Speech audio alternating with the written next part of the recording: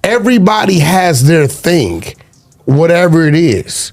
If Diddy's thing is to get willing participants to fuck his girl or whoever it may be while he watches, that's his thing. And it's not. You can have your personal opinion about it. There's other people out there that's their thing. You have your thing, right? You do porn, that's your thing, right?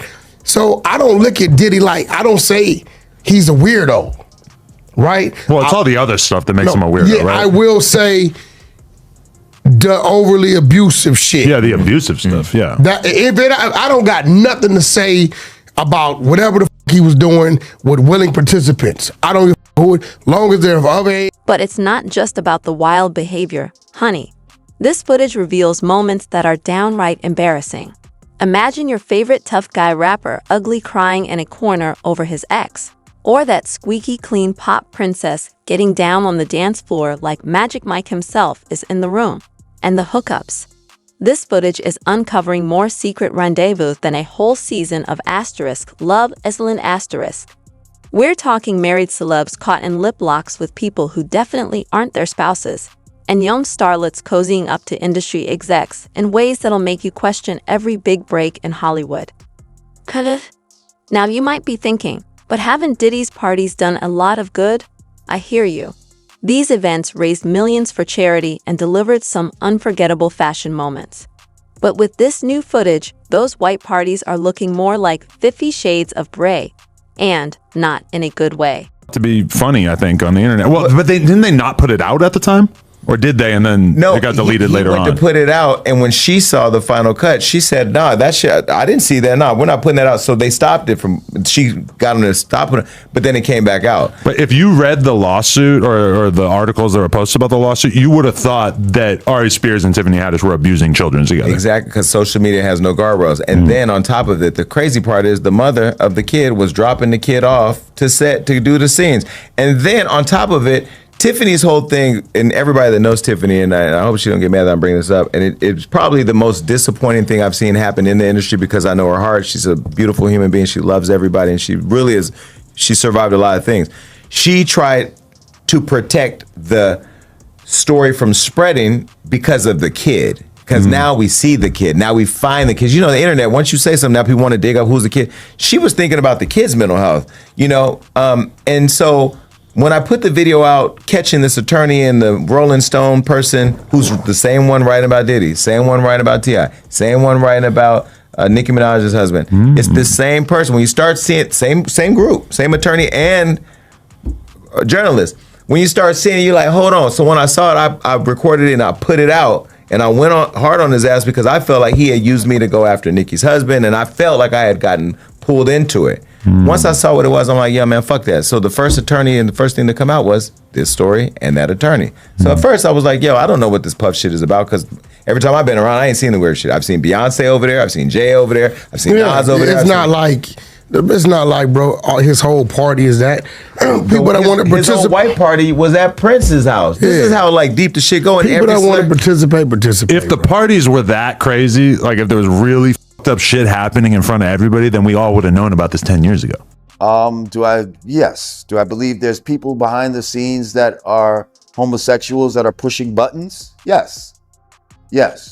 And that they want you to be down with their shit in order to push the button for you? Absolutely. And this is part of it. You just saw one of the gay mafia members. That's who he is. That's who Puffy is. He's one of the members of the mob. He's a mafia member. But he might not be Don Carl. He's not the godfather. You see? He's not the godfather. He's one of the heads of the families. You see? We had different families in this fucking thing. We got Bad Boy. We got fucking what do we have? Death Row over here. We have the different We got fucking Arista Records and LaFace. And these are the fucking families in the mafia. You dig? Those record companies are like families. So him being a part of the gay mafia, right? Where do you think it went wrong? Well, some say Some say that he got a little too big for his britches, and when he ended up suing that liquor company De Leon, that's when it all started going downhill from him. That's when, the real rich motherfuckers started showing you who they really are. Showing you that you can do all the shit you was doing, but you really not down with them. You could tell black people that you're a billionaire, but you don't have money like how we got money. We're real multi-billionaires. You know what I mean? And if you think you could with us and try to go against us and not just take whatever the we've been giving you all this time, because that Ciroc wasn't his. He was the face of it. They had a branding problem, and he came in and helped their diversity problem, and we with it because we thought that he owned it. We thought he owned it. So that's why we with it. And then when he really wanted to have his own tequila for real, yeah, he saw that they was on some bullshit. They wasn't really taking him seriously. He sent people down there to check on the shit. Apparently, they didn't plant any agave for this guy. But all their other companies, that had white people in them, they had their agave planted. They had their shit ready to go. But you didn't plant the black guy who's done all this work for you and all this type of shit. You know what I mean? And so he was pissed by that, and rightly so. But they was probably like, man, you just fucking take what we give you, Nick boy, and shut the fuck up. Be happy that we even let you in the fucking game. Be happy that you're even gonna have your name, that you're actually gonna own this one. Or your name's gonna really be on it. And when he got too big and felt like he was gonna sue them, they said, let's show this motherfucker who we really are. Send the ATF to his crib. Let's start there. Let's show this motherfucker how much power I got. Send the ATF to his crib. And we'll work on some shit to follow that up. You want to fuck with me? Okay. Let's go. Let's do this. That's what I think happened. And then they said, and then he might have said, because he might have threatened them. Like, because when he said, oh yeah? Well, I got pictures of you. I got tapes of you at the parties too. Oh, really? That's probably when the ATF really got sent. Send the ATF to his crib. Get me all them tapes, man. Give me all them tapes, man. Matter of fact, this nigga going down now. Because I don't like how this nigga talking. He's going down. We're going to really show him who's boss. And I'm telling you, that's what I think happened. Picture is from Bad Boy Weekend in the Hamptons. It was Bad Boy and Rockefeller Weekend in the Hamptons. You understand? It was, I remember Stacey Dash and Aaliyah, they was on Rockefeller team. You understand? And Bad Boy had their artists and stuff like that. And they were all playing softball up there in the Hamptons. And later on, Puff gave a white party, at his house. He gave a party at his house, the one he had in the Hamptons. And I was the one who was letting people in the front. I had the door in the front. So when people drive in, they come up in there or whatever like that. I was the one who let them in. It was a private party like that, only for Bad Boy and Rockefeller people. But it was nothing like freaky about that picture, nothing like that. I think he got the idea from, it used to be this club in Miami, and they used to have beds everywhere.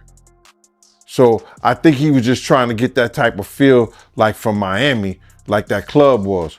So, but as far as some freaky stuff, I think that's like a week later, Aaliyah died in a plane crash, after that party up there. So, it wasn't nothing freaky about that, man. That's just people making up shit and saying things. But it was nothing like that. I even got a picture from that weekend where I'm on the baseball field, walking, and Puffin them was like in front of me right there. I got that picture still. It was a Polaroid. I still got that picture. So you know how people are gonna make up stuff, they're gonna cut, paste, post, and all this other stuff for views and then try to make it seem like it's something when it's not? Yeah, they trying to make it seem like it's something it's not. But how you feel about Diddy lawyer? He trying to get him transferred to a jail in New Jersey to get better access to him? It's not up to Diddy lawyer. It's up to the prison system. The judge even told him, the judge cannot tell the Department of Corrections, the prison department, how to run their prison. Now, he was supposed to get him in some kind of medical facility because of, he think that his life is in danger. Yeah, every prisoner life is in danger.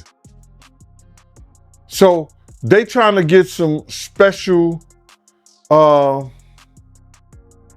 treatment for him. But that's up to the prison system based on his evaluation from